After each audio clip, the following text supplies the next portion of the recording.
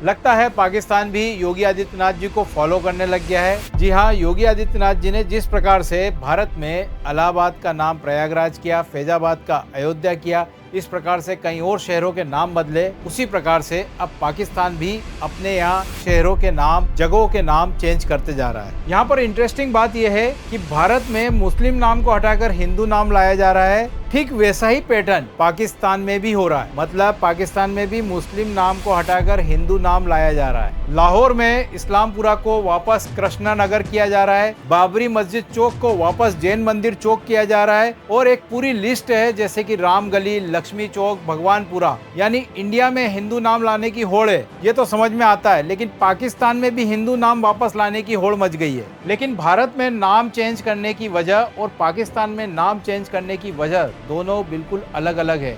और इस वीडियो में आप ये पूरी तरह से जान जाएंगे। 1947 में पार्टीशन हुआ था, तब लाहौर पाकिस्तान में चला गया था और वहां से लाखों हिंदू और सिख रातों रात भारत आ गए थे और उनकी जगह पर वहां पर पंजाब के दूसरे हिस्सों से मुसलमान चले गए थे। और नेचुरली वहां पर सड़कों के नाम भी इसी कारण से बदल गए थे। जैसे राम गली का नाम बदल गया, लक्ष्मी चौक का नाम बदल गया। जैन मंदिर चौक सबसे ज्यादा इंटरेस्टिंग है कि 1992 में जब बाबरी मस्जिद गिरी थी तो जैन मंदिर चौक का नाम बदलकर बाबरी मस्जिद चौक कर दिया गया था। लेकिन यहाँ पर एक इंटरेस्टिंग बात है कि जो लाहौर के लोकल लोग थे, उन्होंने नए नाम को कभी भी दिल से स्वीकार नहीं किया। लाहौर में आज भी सर गंगा राम हॉस्पिटल है, जो आज भी पुराने नाम से जाना जाता है। एक नेहरू पार्क भी है, जिसका नाम ऑफिशियली बदल चुका है, लेकिन 3 जनरेशन के लोग आज भी उसे नेहरू पार्क ही कहते हैं। इसका मतलब यह है कि ऑफिशियल ऑर्डर ने लाहौर में जरूर नाम बदले, लेकिन दिलों में वो नाम कभी मरे नहीं थे। अब आते हैं मेन खबर पर। मार्च 2025 में पंजाब की चीफ मिनिस्टर मरियम नवाज, जी हाँ, नवाज शरीफ जी की बेटी, ने एक बड़ा प्रोजेक्ट लॉन्च किया, जिसका नाम Lahore authority for heritage revival है। इस प्रोजेक्ट का टोटल बजट है 50 अरब पाकिस्तानी रुपीस और इसके कर्ता धर्ता नवाज शरीफ खुद है।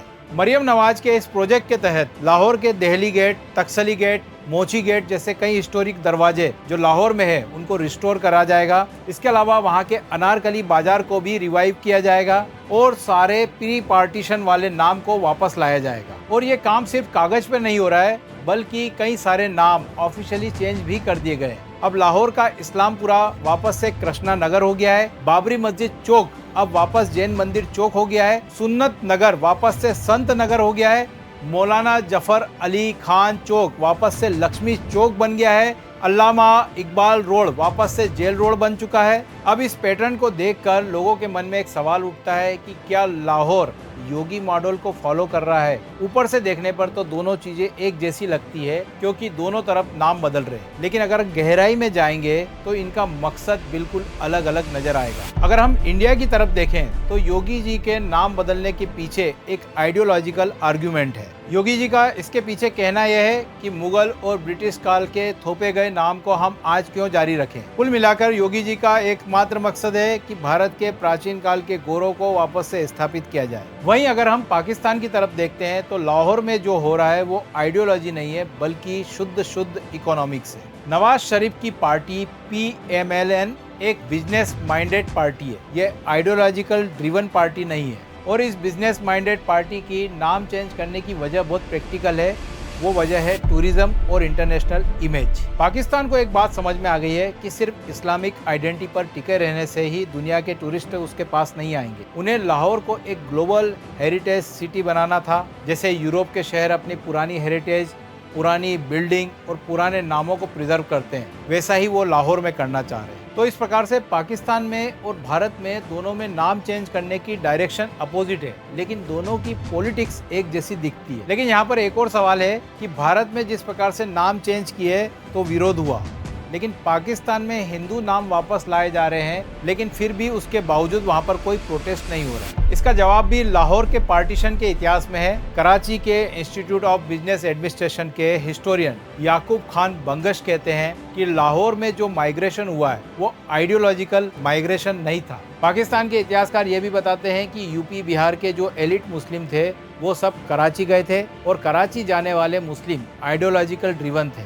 उनके लिए नया इस्लामिक पाकिस्तान एक ड्रीम था और वो एक नई इस्लामिक पहचान के साथ सब कुछ नया बनाना चाहते थे। लेकिन इसके विपरीत लाहौर में आने वाले लोग ज़्यादातर पंजाब के वर्किंग क्लास के लोग थे और ये लोग लाहौर के लोकल्स के साथ में कई पीढ़ियों से जुड़े हुए थे। इसलिए ये कहना सही होगा कि लाहौर में आने वाले लोग ज़्यादातर व्यापारिक मजबूरी के कारण आए थे, किसी आइडियोलॉजी के कारण नहीं आए थे। और इन्हीं परिस्थितियों के कारण जब हम लाहौर की तरफ देखते हैं तो वहाँ पाकिस्तान में सबसे ज़्यादा कल्चरल और एजुकेटेड लोग नजर आते हैं और लाहौर के इन्हीं सभी एजुकेटेड लोगों को अपने शहर पर बहुत ही गर्व है और ये अपने शहर के मल्टी कल्चरल पास्ट को मिटाना भी नहीं चाहते थे। इसके अलावा लाहौर के लोगों में एक ओपिनियन ये भी था कि हर चीज का इस्लामीकरण करने से कट्टरपंथ को बढ़ावा मिलेगा और इन्हीं कारणों से लाहौर के लोगों ने नाम चेंज करने पर कोई भी दंगा फसाद नहीं किया। इस बारे में आप क्या सोचते हैं? आपके विचार कमेंट में जरूर बताइए और करंट अफेयर के टॉपिक्स में अगर आप इंटरेस्ट रखते हैं तो प्लीज हमारे चैनल को सब्सक्राइब करिए। Thank you.